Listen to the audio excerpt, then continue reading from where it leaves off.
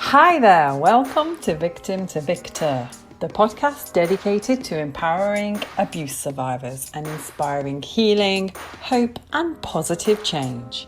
I'm Verma, a published author, and in every episode, I'll sit down with a guest and embark on an insightful conversation about trauma, as well as practical strategies to start the healing process.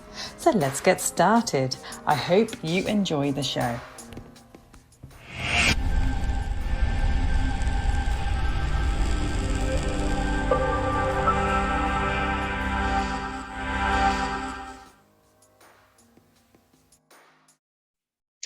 And here's our wonderful Jules of the making of a woman. How are you, Jules? Good. I'm doing great. Again, my coughing and my throat, and I think 'tis the season. So if you can excuse that, I think we're gonna have a great time. Don't worry, recovering COVID myself. So yeah. Where are you? Obviously, you're in a cold state, aren't you? Actually, no, I'm in Dallas, Texas. Is it? But it's cold, right? We just had an ice storm last week. Oh my goodness. Yeah. So it's you can't run from it unless you're on a boat in the Caribbean. I don't think I can run from it. And have you been in Dallas all your life? No, actually, I'm from the Midwest, which is like that in more upper, I've been told I have to say the upper Midwest. So Minnesota and Wisconsin and like the higher northern parts. And then, of course, my journey, as I'll tell you, is like, I've kind of moved around a lot. Ultimately, I left Texas, but I came back. So there's a reason why. Perhaps that's because there are people here that I needed to meet. Oh, interesting. To obviously come on the journey that you've been on. Yeah, it's been definitely a journey. Definitely. Tell us, so what was it that, motivated you to write the book? The journey I've been on, for me to be that person in the journey was just normal, right? Like I live here, you live there. This is just normal. This is my normal life. And so what happened is I started to tell people about my life, my journey, and various things. And the response I would get time after time was, girl, you got to write a book. And I'd be like, no, I don't. I live here. It's no big deal, And so I didn't realize until I actually grew out of that space of my normalcy that it wasn't normal at all. And so that's when I really had the eye-opening, experience of wow, not only have I done things differently, there are other people that need to know they're not the only ones doing things differently. So that's really, it's been a process, but that's really where it was that aha moment of this is not normal. So what was it then? So tell us about all the abnormal episodes that you've obviously had to overcome. Just a little snapshot is, like I said, I was born in the northern Midwest. And if you could think, it's back in the 70s, right? And so my mom, I don't even know I don't even know where women were at in the liberation, right? But I know that it was very much, the woman was the smaller partner, I guess. She didn't have a lot of say in the relationship. And so it was a very tight-knit, very closed family unit that I lived in. And so it was just my mom and my dad. I was an only child. And it was probably, if you could think, around 5, 6 years old. I'm at the stage where I just adore my daddy. He's my everything. We go hunting together. Everything. We go pick berries together. It's almost like a story. And so what had happened though at that time is, financially things were tough. We live in a rural area. It's my mom, it's my dad. My dad is not, the further education was not an option at that point. And so my father also struggled with the disease of alcoholism. And at his worst moment, I would think, his best decision of the options that he had was to commit a family suicide. And so with that despair, that my father felt, and my mom in the fear. Ultimately, what happened that night is, he would go back to my room every night or every, few minutes or whatnot and say, say goodbye to me, say goodbye to me. And every time he would leave the kitchen, my mom would take that gun and throw it off the terrace, throw it off the balcony. Pardon me. And so he would just come back out. And of course, he's kind of in this drunken stupor. And so he would grab another gun. And so this went on for a few hours as he was writing this letter out, going through these emotions, and so ultimately we were able to get out of that scenario. And the book tells a little bit more in detail. And this is really where I learned how to run. I learned how to run at this stage of my life. And so my mom and we got in the car that night. It's dark. I mean, there's snow on the ground. And we just drove, and we went to a family member. And then ultimately we flew down to Mexico while the divorce proceedings went in place. And so it was just this rip up type of like, what is going on? And that's my daddy. And it was just so confusing. But then all of the excitement of like, what are we doing? And why are we here? And that was a lot to take on. So fast forward at maybe 6 months, my mom then started a new relationship. I have to believe that it was for financial purposes, that she probably would not have been able to survive financially, just her and I off of the system, or obviously not from our own wages. And so we married into a very, a larger family. And I became one of 4 kids at this time, which ultimately then became one of 6 kids. And this family was very convoluted in incest and all the other behaviors that go along with it. Wow. And I ultimately got lost. I was a single child, right? Now I moved into this really big family, and I'm literally living at the end, like a trailer. It's a trailer house. And so my mom lives in the front with my dad, right? When their bedroom was up there, and all of us kids were in the back. And so that's really where all of this, like I'm 6 and 7 years old, and I'm standing on my own trying to figure out what is going on and why is this all changing? And oh my God, who are you? And why are you doing this to me? It was a lot. And that went on for about 3 years. Yeah. I mean, I'm based in the UK, but I know about the trailer parks and some stuff that goes on there. And what was your experience like in the park? I think at that time, I'm thinking to myself, it's like, that trailer was our everything, right? So what happened in the trailer stayed in the trailer type of thing. And, but the minute we went outside or went to a relative's, it was like this whole other face we put on, right? Like everything is fine here. Okay, well, that's where I learned how to be a chameleon, right? So I acquired these skills, and these are my life skills. And so, there was a stepbrother who, even when my mom and soon to be stepfather were dating, started introducing adult magazines to me, putting, the innuendos of like, this is what women do as you grow up. And so he's like programming this little girl's mind of what she needs to grow up to be. And then that continued, of course, when we all became a family unit. Yeah. And so every morning, this is back in the day where, the parents went off to work, and the older sibling took care of the kids, make sure everybody got on the bus. And well, that was my older sibling. He was the one in control. Okay. And so then this just repeated every morning before we went to school. Goodness. So with your stepbrother, would you say there was an element of grooming going on there? Survival. Is that okay? I don't know, because I felt grieving would be vulnerable. Oh, okay. As you ask that, like, I think this is really where I acquired those layers of armor, right? The emotional armor, the being able to disassociate. Yeah. Like, that is really where it all took place. So very much on a physical level and a psyche level. Okay. Wow. Yeah. Rough. And so how old were you when you finally left? We moved out of that state when I was 9.5, 10 years old. Oh, okay. And then you went to home? then we moved on to another state.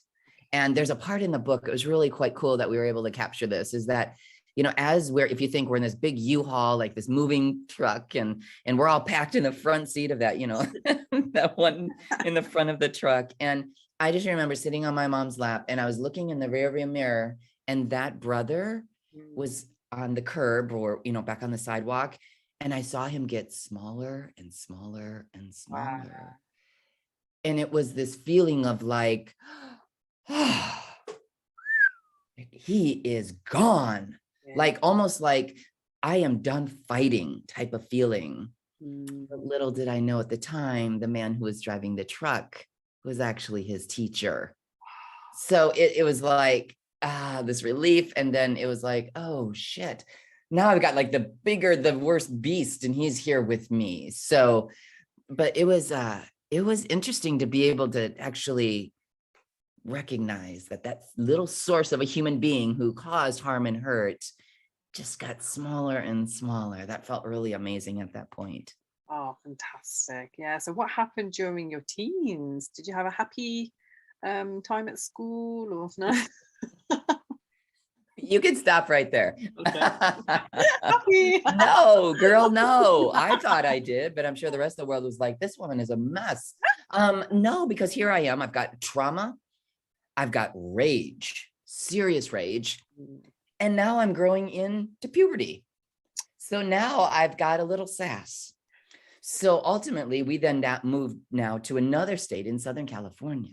Okay. Where it is, we're in Hollywood land. I mean, you wear mini skirts and high heels in junior high, right? So everything is so far advanced in that area. And so I just stepped right into that very easily. And there was a time when I think I was like 7th, 8th grade. And I went to a camp. It was a YMCA camp. And so we went away, and it was really my first time that I really got to be with other girls and just speak openly. It was fun. It was like, we did these crafts, and it was just this great camaraderie. And of course, those counselors, they supposed to bring up those topics, has anything been inappropriate? And I'm sure they said it in at my level of verbiage. And I just spilled the beans. I didn't even know that I shouldn't. Wow. Okay. And at that point, then that triggered that the authorities were called. I didn't go home that time after camp. And ultimately the authorities removed me from my home. Oh goodness. So they blamed your parents. They made sure the child was safe. Okay. Right. And so they took me out. And then that, my family, ultimately my mom started the divorce. Wow. But then in the meantime, I stayed with one of those counselors from the YMCA, and she was newly divorced. And so she was partying. She had all the men over. It was my wheelhouse. So here I am, I'm like in, 8th grade, and I'm promiscuous, and because these are my life skills. This is how I get love. This is how I get attention. And I'm really liking it because nobody is shaming me. In fact, they're praising me. Right? Probably, so, you're beautiful. So they were probably saying, wow, you're stunning, and exactly. It feels good. Yeah. And it didn't come with all of the secretive, nasty little feelings. It did when it was occurring earlier in my life. So it was almost like an empowerment. Yeah. But I didn't realize it was the wrong vehicle to use. But I wouldn't have known any different because I didn't know literally any other way. So, the divorce takes place. My mom, and there's a new son, new brother that's now in the mix. And we all moved back to the Midwest because of the divorce. And at this time, I'm out of control. I'm drinking, I'm smoking cigarettes. I've already been smoking pot. So I am now really feeling this sense of liberation and a good case of the efforts. And so when I got back to that small town in the Midwest, I started high school. And of course, I'm that super, super loud outcast. And I went to the counselor during one of our little counseling sessions. And he informed me, Jules, you're probably not going to be very successful here. Perhaps you should consider getting a GED And pretty much at that point of the conversation, he'd given me the green light to drop out. Wow. And so at 9th grade, I dropped out of high school. And Isn't it? I was completely free at this point. And so I catapulted into the adult world with those life skills that I had learned. Grow up fast. Absolutely. But again, there's a lot of liberation in my sexuality and in this vehicle that I was using. And let's face it, this is very well welcomed in the adult world. Absolutely. Right? Yeah. But unfortunately, mine, it wasn't a healthy vehicle. And so it took me to people and places and things that aren't healthy. And I got real involved. My drinking and drug usage became very, very regular every day, easily every day. And that went on for 19 years. Wow. That chameleon I was able to acquire when I was a little girl then served me very well, because every relationship I would move into, I could chameleonize. I could become who they needed me to be because of the skill I had learned. And so ultimately, even though this may sound glamorous and we're partying and having a great time, that was not my goal. No. My goal was, with every new relationship, I just wanted to desperately get my feet underneath me enough to be stable, to stand on my own, so I didn't have to deal with all this excess BS. Yeah. Right? Like, I don't want to people please. And I certainly don't want to have to do this tonight with you, because, it's like, it's kind of like, I will do this because I want to get this, right? The tit for tat type of thing. Yeah. And so I think I have 7 transcripts, because every time I would move, I would it's almost like starting over, right? I'd pack my stuff up. Mine actually went from packing into boxes into packing into black garbage bags. But it's like I would just pack my stuff and I would start over and over and over. And there was a point at the end of my drinking that I looked at my tax returns at one point, and in a 3-year window, I had moved 13 times. That's like once every 12 weeks.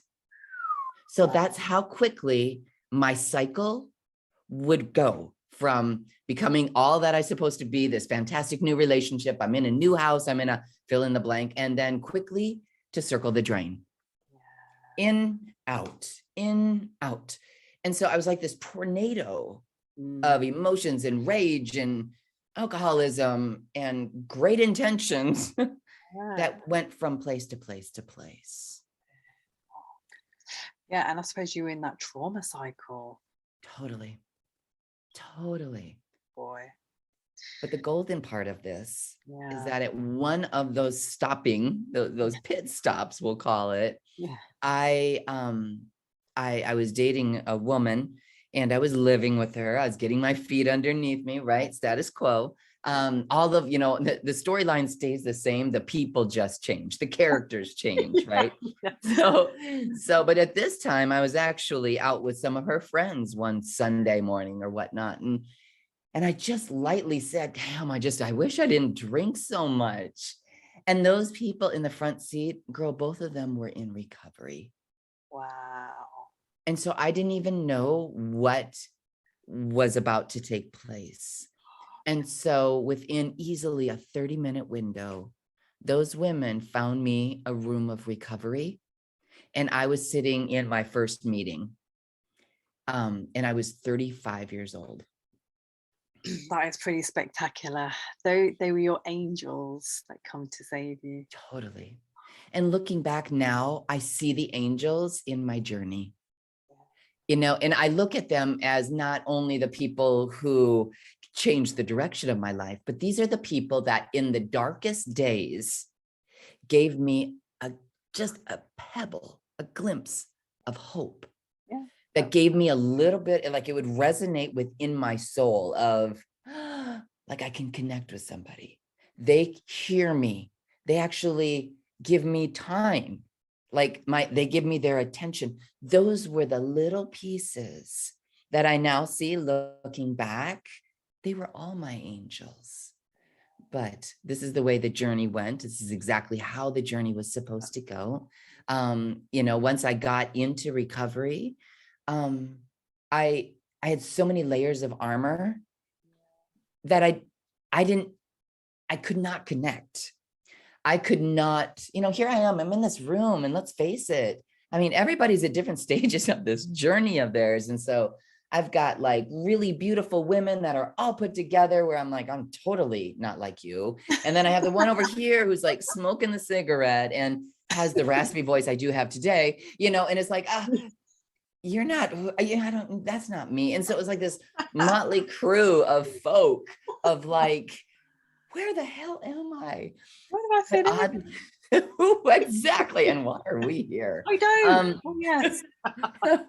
But what happened is the minute I sat down and that meeting came to begin, is that I had this sense of like, not ease, but almost like my heart settled. There's a weird feeling, because what happened is tears started to well in my eyes. Wow. I hadn't cried for years, right? Here I am, this warrior woman out there. I don't know. You don't cry out there, right? Yeah. That will get you hurt. And so to sit in that room for that hour and just cry, I had no idea, but it felt a little bit good. Yeah. And so the women that brought me to that meeting initially got me to the next meeting the next day, and the next day, and the next day. And that was 14 years ago that I've been doing the next day, the next day. You've been sober for 14 years? I have. Wow. Congratulations. And it's a day-to-day thing. It totally is. But it was like this amazing feeling that at one point, what melted some of the ice around my heart was, pardon me, you're a good person with a bad disease. Oh my God. Oh my God. Is that true? Because I'm telling you, I'm exhausted. Wow. I am emotionally exhausted. I'm physically exhausted. Really? It's like, girl, you're running a race. That's it. Just slow down. And it was like, okay, so a little, the hugs that I would get going into the rooms of recovery. I mean, those women, once again, were the angels. Yeah. And they said, Jules, I'll see you tomorrow. And I was like, oh, yeah, man, I'll come back tomorrow. Cool. And keep in mind, I am somebody with a lot of trauma who has now taken away the Band-Aid of drinking. So I am... I'm a hot mess. There's obviously side effects. What were the side effects of that? Of getting sober? Yeah. Like, did you struggle with your mental health? Oh, girl, I think I was way on the other end of the spectrum of mental health. That's such a light term for what was going down. No, like. Yeah, people who obviously come off drugs, we know, they when they go cold turkey, they get the sweats, but the physical, yeah. I don't recall, but I think there's so many other things going on in my life that was melting down that could have been happening, and I wouldn't have even known it. Like I wasn't even feeding my body appropriately. I wasn't doing anything healthy. Yeah. Wow. So in mine, I just remember so much of it was the rage and all of that trauma that I kept pushing down on a daily basis with being a chameleon, with the drugs and the alcohol, with anything outside of me. Yeah. So what happened is you take that away, and there I sit. It's almost like you take the shell off the turtle. Yeah. And there I sit, and I'm not only vulnerable, but I'm afraid that you're going to hurt me. So it's this very exposed feeling for me. So I would go to that room every day because I was able to, with that shell off, with those layers of armor starting to fall at my feet, every step of the way, they met me where I was at. So there were other women in there too saying, you're doing it. You're doing the right thing. Come back tomorrow. You know, I learned things like, if you look good doing it, girl, you're not doing it right. Oh, good. Oh, good. So I can cry and blow bubbles and be a hot mess. And they're like, yes, please do. You know, so I had that kind of non-therapeutic encouragement. Wow, they're a good bunch of girls. And so are you still in contact with some of them now? Oh my gosh, yes. And then some, because I've learned that no matter where I go, these rooms exist. Yeah. Right. And so you just meet, it's almost a fairy tale. Like I can go into any one of those circles and immediately feel like I've known them forever. Yeah. Right. So I can do that when I travel. I can do that when I go to Christmas and I'm like, you know, in the heated spot of being with a family for 3 days. I just head over to a meeting. That's one of the things I get to do. That's beautiful. So when you go out now, what do you drink? Ah, yes. That's one of the big questions. Like, well, how do you live? Because let's face it, you know, like alcohol, it's, oh my gosh, it's very sexy. I mean, Christmas, we're like king in martini glasses and you got the shaker going on at the bar and, oh girl, those are all triggers, right? Yeah. And you don't realize they are until, well, you're not drinking. So you know, initially what I would do is before I went to an event, I would call or make contact with one of the women. Okay. Right. And then in the middle of the event, I would go to the bathroom and I would get in contact with one of the women. And then after, I would get in contact with one of the women. So I had like my safety net going through. Yeah. I would always go with somebody who was sober. Okay. And then they also knew my wishes, right? So one of the things that like now that we're at a bar or I'm at a business meeting or I just would like a tonic and lime. Okay, so if you look at a tonic and lime, it looks like I'm having a regular alcoholic drink. So I don't draw that attention to me. That's good. Yeah. Oh, fantastic. Okay. So Yeah. there's a will, there's a way. Oh my God, absolutely. And after what I went through, I'm not going to be pressured to drink in this situation. Absolutely. So do you think as well, obviously I know a lot of this probably stems from, you know, your learnt behavior during childhood and coping mechanism, but there are a lot of people who enjoy having like a glass of wine in the evenings, right? But you know, I suppose you have to then distinguish whether that's a requirement, whether they really need that, or is it just that they enjoy it? I suppose you learned a lot of, you know, what is the motives behind that glass of wine? That's the key right there, that word, the motive. And you know what? I use that same key word with all of my behaviors. Because really it's something outside of me. So, okay, let's take it as what's my motive that I think I need that $300 coat? Yeah. Do I like it? Yeah, but really what's my motive? No, I want to walk in that room and own the room. Okay, so that's not a good motive, right? So that's how I gauge. Like, I feel like I have to reach out to this person and tell them, blah, blah, blah, blah. Yeah. Okay, well, what's the motive? Yeah. Oh, yeah, my motive is I want to feel like I know better. Yeah. That has been like that key word. It's universal in all of my behaviors. Okay. And now that I've cleaned up a lot of the misinterpretation of my behaviors and, you know, the trauma, as you spoke of, that trauma, that cycle, you know, now I can clearly ask myself, wow, I feel really anxious to do this. What's the motive? Okay. It's really, really powerful. Yes, absolutely. Wow. So what do you think has been your biggest lesson then from your whole journey so far? That I'm stronger than I thought. Wow.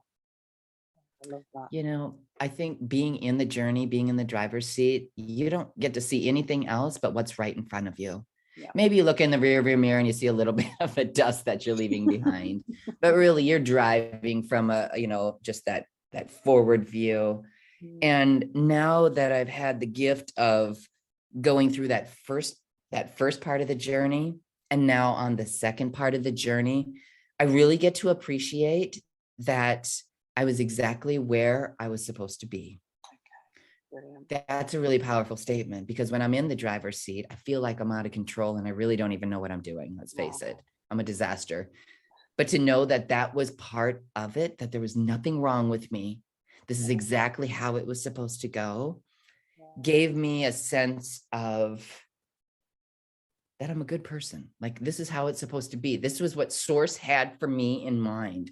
And so now as I move forward in the journey, when I have one of those hard times, or I feel like I can't do it, it's like, Jules, this is exactly how it's supposed to be. You're supposed to feel defeated right now because this is part of the journey. I love that. I love that. Do you know what I mean? So it clears the way of that everything's supposed to be good all the time, right? Absolutely. Yeah. Yeah. Everything's not was as we see it on Instagram, you know? Oh, no. Talk about being outside of yourself. Yes, we call that comparing your insides to other people's outsides. Okay. They never, yeah. That's a powerful statement, isn't it? Yeah. Yeah, I never saw it like that. That's really powerful. So, who has been your ultimate inspiration to date? And, you know, were they the people that inspired you to tell your story? You know, growing up, I didn't have any role models. I don't remember anything like, you know, in the media or an aunt, or there was none of that. So I think it parallels with that chameleon I spoke of. As I got into like my teens and then, you know, my early 20s, the figures that I had access to were, and again, I think it's part of the chameleon that I used as well. So people like Oprah Winfrey, for instance, I would look at this woman, and let's face it, in the time that we're in right now, that woman has faced adversity well beyond me, right? Like, she walks in the room and there's adversity by the tone of her skin, right? The fact of her gender, the fact that she was in a, you know, in a male dominated culture. So it's like, I looked at this woman as, holy shit, because I know how it is to walk in the room and feel that adversity because the clothes I'm wearing, or the makeup I have on, or heaven forbid, the words that are coming out of my mouth. So I could relate with somebody like that. And as catty as that sounds, the chameleon in me was able to grab some of her attributes and apply them to me. So those were my role models. Like Sophia Loren, that woman is so beautiful. I'm just telling you, she walks in the room and she owns it. I have always admired her. But now today that it's past that stage, you know, I love the work of Wayne Dyer, right? I love people who speak about energy and purpose, and Deepak Chopra. He has taken me through so many stages and understanding why I do what I do, not only as a trauma person who's experienced trauma, but just because I'm a human being, why I have these behaviors. So, and yeah, anything to do like Louise Hayes, and that's really now the wheelhouse that I stay within, is because these people continue to teach me. Fantastic. Oh, brilliant. So you've got a few people who inspire you. And so regarding your book, wow, tell us about that. Of writing the book? Yeah. Oh process. Was it, obviously it must have brought up a lot? You know, because that's a common question. And I think anytime we bring up old trauma, it's going to be a mess, right? I'm going to go back into that space. One of the beautiful things that I've been able to do with the guidance of this source, right? That resonation within my heart or my soul, is I've been able to guide and find and do exactly what I'm supposed to do in the processing. So what I'm meaning is that, you know, bits and pieces along the way, I was able to detach the emotion from the events of my past. Wow. And that has been through just basic traditional therapy. That's been physically in the gym. There's a lot of trauma release when lifting weights and physically moving that energy out of my body. of course, it's been through books. It's been through having conversations like you and I are right now. It's been this piecemeal. And so then when it came to the point where I'm in those chapters 1 and 2 and like those dark spaces, there was probably like a 2-week window. And so I have all the pictures are all spread out on my kitchen counter, and I'm trying to piece things together because, you know, we're writing a book, so you really got to have your stuff together. And so I'm trying to put this all together. And it was interesting because I think emotionally, I had already processed a lot of it. Brilliant. But I still experienced almost like a physical hangover, or like they say that the trauma is stored within the body, right? And so it was almost like my body was in a funk. Okay. So I felt a little sluggish. I felt like a little like lack of, you know, enthusiasm, but it wasn't that I was in that trauma cycle. So I think, you know what I mean? So it wasn't like I was, you know, reliving it for the first time, but there's bits and pieces of it, I think, that still processed through the, you know, the writing of this book.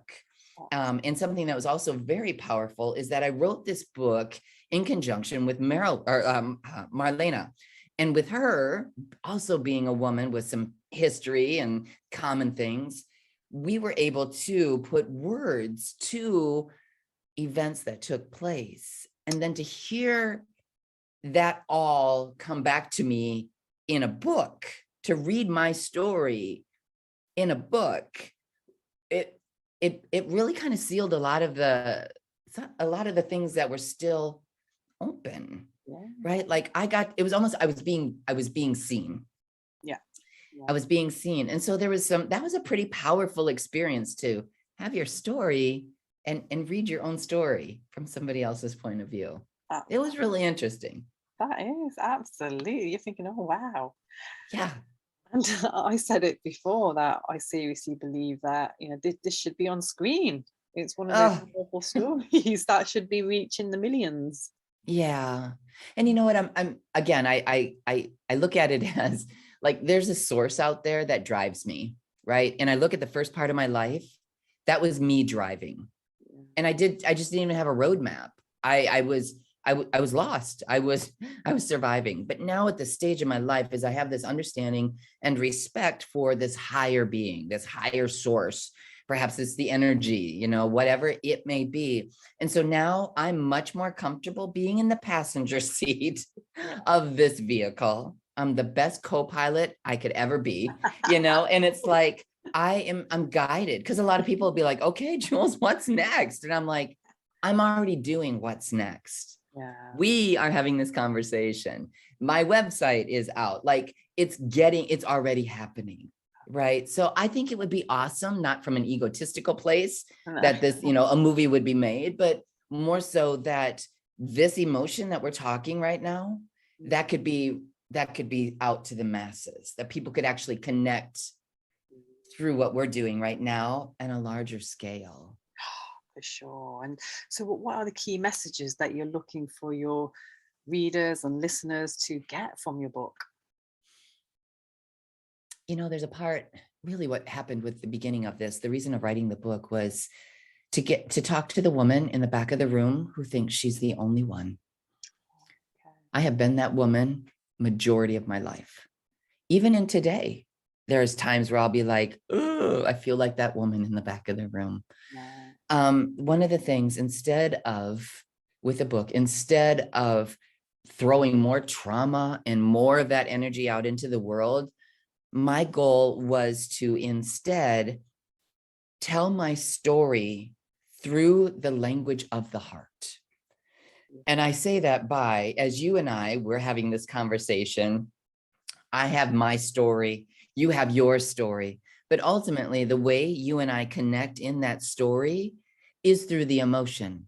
I say the word despair, you know exactly what despair feels like. You know, the feeling of excitement and euphoric, you know exactly what that feels like. And so the book is written under that preface of the emotion of things.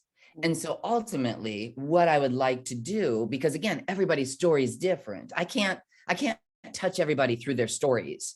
but I can touch everybody through that language of the heart.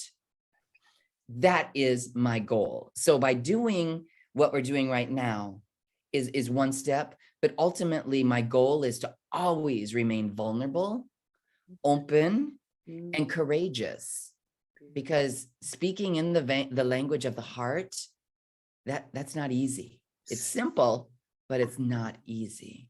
So that's really my goal, is to just stay in this space of being able just to be true and talk about the hard stuff.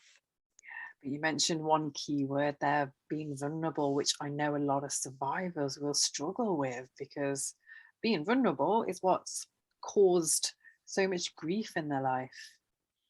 So And if you think like the armor that we acquire, because that event takes place, and then ultimately what do? We start acquiring that armor that builds up, and it protects us. Thank God. Thank God. I actually now realize that is ego that has done that. It protects me.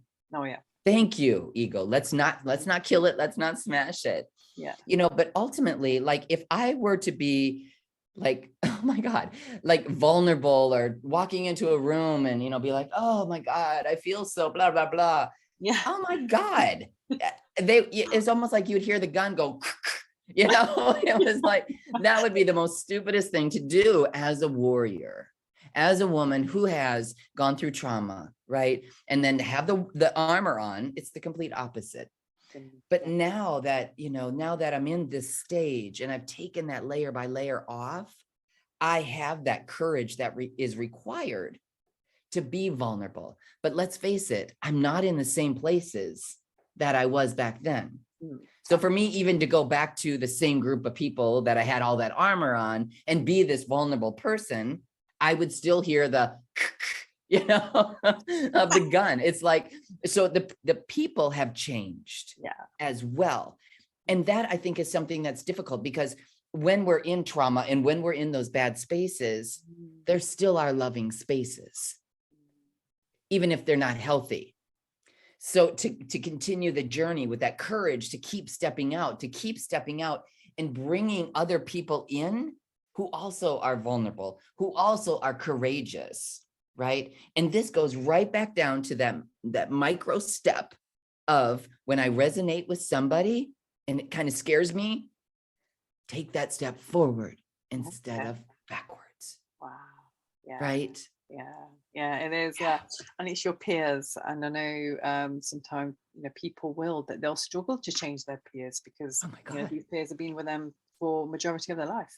Totally. And I know it's only by working on yourself and having that self-awareness that once you start to grow, you start to realize that you're worth so much more, and then suddenly you start to live off a higher vibration, and then that's when these good the people who are deserving of you, that's when they come into your life. And and again, that's a whole journey, you know what, let's go back to when you just said about the people. You're with these people, like this is your pack, we'll call them. We all behave the same, we all drink and drug, or we all have these innuendos, or we speak the same language. Let's go there. We all speak the same language, but on the inside, when we're starting to realize this is not our pack, that now you're starting to be a little different. As human beings, we are pack people. Our species is pack people. We don't supposed to live independently. So right off the first step is already against the instincts of our being. So to have but I don't supposed to leave my pack. No. Okay, but then you get that little inkling that you're a little different, and you're a little different. And what happens, I have found, is that particular space, when I start to get that little maybe this isn't where I'm supposed to be, that little different feeling, who or whatever gave me that insight is one of the people that I'm supposed to bring into my world, or the next person, right? So it's like you have to almost like you're coming out of a spider web and you got one leg out. Wherever that one leg goes, that's what's going to bring the next leg out. Does that make sense? Yeah, absolutely. So that is the process, because I think so many times what happens is we get to this fantastic, glorious moment. And I remember when I first got sober, they're like, oh, just let it go and give it to God. And I was like, okay, that's fucking pretty and everything, but How do I do that? Can you just tell me in a step process, as I've got this crazy shitstorm going on, that I'm supposed to just give it away? You know, it was terrible. So it was like, what was that micro baby step that you did? And it was that one leg that went out in that little spider web of mine. Bring the next leg out. Go to a second date, coffee date with them. You know, whatever it is, that's where it's at. We don't talk about that space very often. But it's that, like you said, it can get really lonely and you just feel like you're on your own because suddenly you've outgrown your tribe that you're used to, and then it's quite scary. And again, and you know, they say isolation is the number one cause of depression. So you know, and I guess a lot of people might just give up. I know that I did. I went through that phase and I was thinking, oh my God, this is too scary. And I just went back to, you know, how I was before and caused more chaos. It's just. And I think that's instinctual for us, right? Because we hear about it with domestic abuse survivors. Yeah. They go back to their abusers. I mean, we're like, what? What? But when you think about, that's your system. Absolutely. That's your pack. That's your normal. It is. Wow. Yeah. And I love this because I just feel like the more discussions that we're having, then hopefully the more, you know, my listeners are understanding, you know, what's going on in their lives. Because I remember I never understood what was going on, thinking, oh my God, I'm just a recipe for disaster. You know, I'm never going to change. I may as well. And I remember I was just thinking, right, the next place now for me is just death. Yeah. Awful. Yeah. I just hear the defeat in that story you just shared. Like, I totally get it. Like, I am trying 100%. My intention is 100%. Yet that's my outcome, is I feel like I want to just die. Exactly. Yeah. I mean, how long can the soul take that kind of beating? Exactly. It's awful. God, that just hits me. I get it. Yeah, you do. I've been there. Yeah. This is so, I love this. I just feel that, you know, the way that you tell your story is just so empowering. Thank you. You've been great. Girl, I'm like, again, like if you look good doing it, you're not doing it right. You're not doing it right. So I should preface that on the front of the book. Yeah. As reading this book, if you notice, if you're not doing this, yes. I mean, that's what it's got to be, because you're going to like read the book and you're like, oh my God, she actually said that. Yes, I did. Because what I noticed was, you know, when you were telling your story, you don't really get into the nitty gritty of what actually happened. And I feel like, is that just because you just don't want to keep talking about it all the time? Or is it because you want people to read your book and find out there? You know, I think it is more about first doing the work, right? Like sitting there, being in that super uncomfortable space with somebody that I trust multiple times over the course of my journey. And I also think that, again, I think it's the commonality that we have, because ultimately we talk about the energies, right? If I stay in that low vibration, baby, I'm not helping anybody. I mean, I'm not helping anybody. And I'm grateful that I've healed to the point where I really can't go in that dark space. Brilliant. Unless I got a lot of stuff on my shoulders. I really can't go there anymore. But for me to be in the higher vibration and walk other people across that bridge, I mean, that is like the golden, that's my sweet spot, because I can relate with what you're saying, those feelings, that language of the heart, but ultimately I know how to get across the bridge. So even though I can't tell you how to get across the bridge yourself, I can tell you how I got across my bridge, and I can ask you the questions so you can get across that bridge. Yeah. So you're coaching now, are you? Are you helping? Girl, we do this all the time. Yes. Yeah. I've had some amazing people. Wow. Social media is such a blessing when it's done in the right vein, right? Yeah.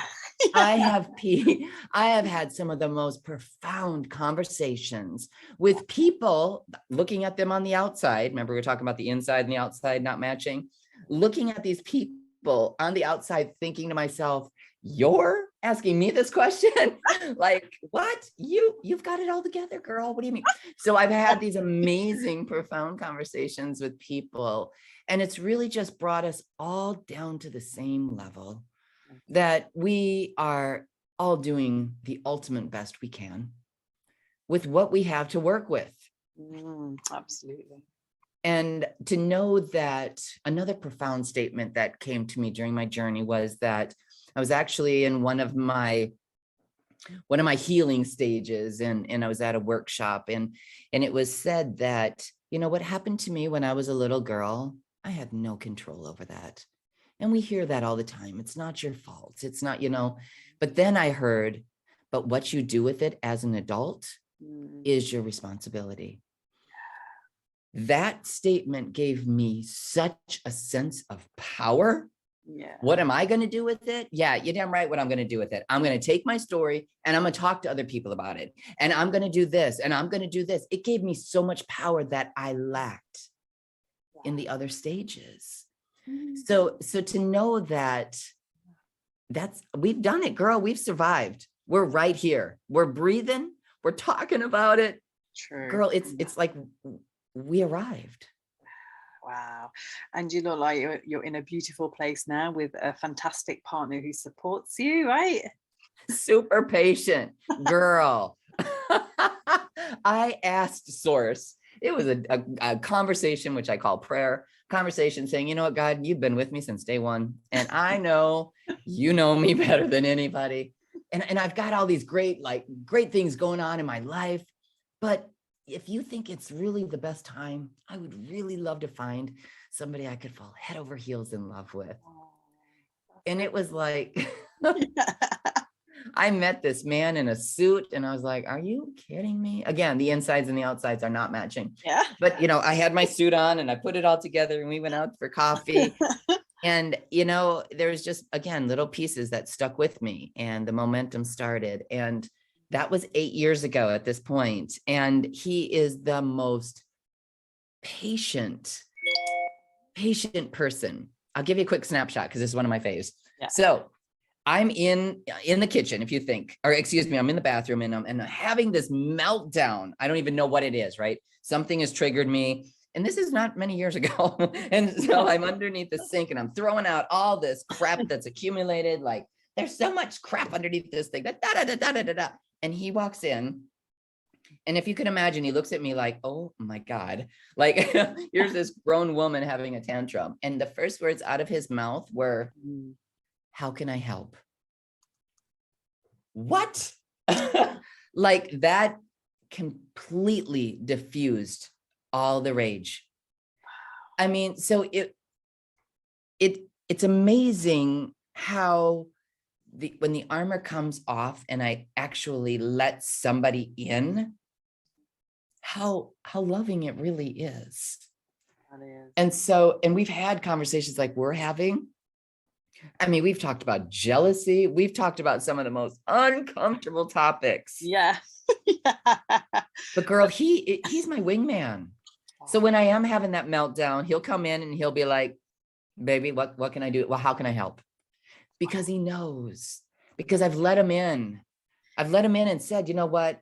I will have moments where I have no idea. I cannot tell you what's wrong. Okay. That's because I'm a girl who went through trauma. Of course, I'm not going to know what's wrong. Absolutely. Right? Yeah. Yeah. So it's that has been another journey. I think that's a book within itself right there. Absolutely. And it's crazy because I feel like a lot of us have the similar story there, because as soon as, we go on a healing journey and then, we attract our, rock, our, men who support us into our lives. And then, and I just feel like maybe that's, the universe giving us our trophy for the crazy life that we've had. Here you go. You can have it now. Right when you need it. No time sooner. Because I'm telling you, there's like I always say like God's herding cats. Like he is like trying to like bring everybody together to get on this journey straight. And, because me over here, I'm like, when do I get it? Yeah. Like, hurry up. God's like, girl, just settle down. I'm working it over here. Like herding the cats, like trying to get everything in line. Oh, I love that. Yeah. And I love the fact that, you know, you bring faith in a lot. So you're obviously, you know, a religious person. Not at all. Okay. No, girl, I've been to hell and back. I'm a spiritual one. Religion is for the people who haven't. I'm cool with it. It works for them. But no, my source is, my source started out as the wind. The wind, because it was one thing that a human couldn't do, is make the wind blow. No way. And so that was my first grasp at as a higher power. Then I went on to like gems and stones, because I learned they carried an energy, right? Because if I hold this particular stone, if I'm in the right mindset, I can change the vibration of my being. Nice. So then that took off from there, right? And so then I really started focusing on energies. I like that. Yeah. Yeah. And people are energy, right? And the cool thing about humans is that we have a will and we have emotions. So ultimately there's a scale within that, of energies within you. And so I can decide which ones I want to tap into. Yeah. Do I want to tap into your lower energies? Some days that feels really good. Yeah. Do I want to tap into your higher energies? Absolutely. So that is how you're my God in skin, is what I call that. So there's my source is everywhere if I choose to tap into it. Wow. Yeah. It's beautiful. So what keeps you busy now, and you know, what are your plans for the future? You know, my book and what we're doing right now, like I said, this is already happening. Yeah. I am also an NPC competitor. So part of my journey was changing the way my thighs looked. And so when I turned 40, I'm telling you, there's nothing is off the table here. And so I started getting fit, and I started lifting heavy weights. And I am going to be 50 in the 19th of this month. And, yeah. It's like, what? I say the same thing, like, wow, really? Because I feel about 36. Yeah, but I am a competitor. And so last year I went to nationals, and I, unbeknownst to me, surprisingly blew my mind. I placed in the top 3. Wow. On a national level. Okay. And so that's with Canada, North America, and Mexico. Yeah. And so I'm going back again this year in hopes of taking first place and ultimately getting my pro card, is what we call that. So that is very demanding, because that's not just what I do on a stage, right? That's my food, that's my sleep, that's my mindset. And I do various other things. My husband and I are both captains. And so we sail. We have a boat and we sail. That's how I can reference the Caribbean, because it's our getaway during crazy times like COVID. So that gets me out in the water, which is also a huge source, right? You know, when you go to the beach and you just feel this sense of tranquility. Yeah. Because energetically, the ions in the ocean are opposite of the ions, the radicals we carry within. That's why it gives us a soothing feeling. So, girl, I couldn't just sit on the beach. My ass had to be on the boat in the middle of the ocean. Now you'll be the one swimming. I am the one, exactly. Better yet, I'm a scuba diver. So, girl, I'm down in that water. Like, give it to me. Balance me out. I love that. Wow, you got so much ahead of you, and good luck on your competitions this year. Yes. Girl, our conversation's been everywhere, but I really enjoyed this.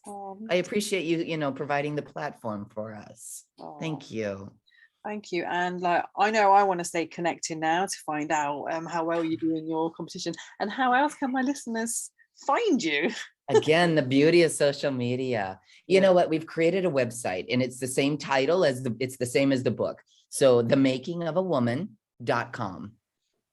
And on there, that's like my mothership. So you'll see everything from my blogs to, of course, where you can get the book, to our conversations like we're having here, the various podcasts. the events, those sorts of things. The book is won 2 awards at this point.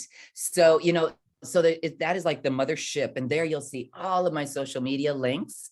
And I do all my social media interactions. So with that being said, if like with you or anybody who of your listeners ever want to reach out and, have that conversation with me, I'm on it. I check my messages throughout the day because that's why I do this.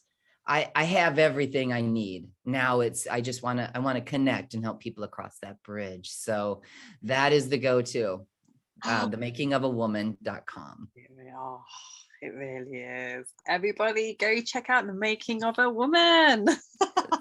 Find her on all the socials and connect with her, because I'm sure Jules will be honored to hear from you all. Absolutely. It's been such a touching story and such an honor to have you on. Thank you so much. And again, thank you. I'm glad you do this and to allow the platform the way that you do to reach people everywhere. I'm sure there's people that are in very rural cities who listen and get that little glimmer of hope to know that you're not the only one, like seriously. And we can talk about it. Absolutely. Oh, I love that. Yeah. So everybody, on that note, we are going to have to end. Thank you so much for listening and watching in on us on this episode. And again, thank you, Jules. It's been such an honor. And guys, I will see you on the next show. Until then, stay empowered. And remember, it just takes that one person to believe in you. Yeah. That's it. Take care, everyone. Bye. Thanks for tuning in to today's episode of Victim to Victor. Subscribe so you don't miss out on new episodes, and be sure to follow the podcast on socials to keep updated on what's next, and share Victim to Victor with family and friends to help grow the community and spread the positive healing energy. You may also wish to join me on the path to self-discovery and sign up to my 12-week self-empowerment plan, which will be linked below.